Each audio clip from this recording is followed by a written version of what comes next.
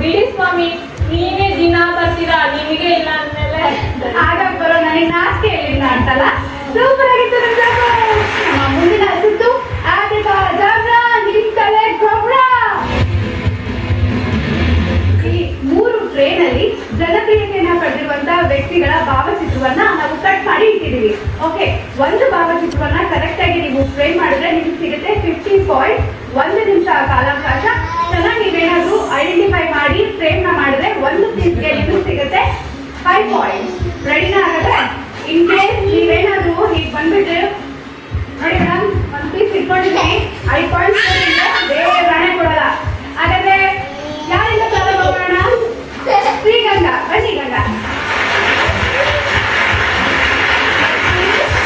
4 ಜನ ಜನಪ್ರಿಯತೆಯನ್ನ ಪಡೆದಿರುವಂತಹ ವ್ಯಕ್ತಿಗಳ ಹೆಸರುಗಳನ್ನ ಇದರಲ್ಲಿ ಬರ್ದಿದ್ದೀವಿ. ಈ ಒಂದನ್ನ ನೀವು ಸೆಲೆಕ್ಟ್ ಮಾಡ್ಕೋಬೇಕು. ಓಕೆ, ಕುಡಿ ಕುಡಿ ಕುಡಿ ಕುಡಿ. ನೀರಿಗಿರಿ ಗಂಗಾ.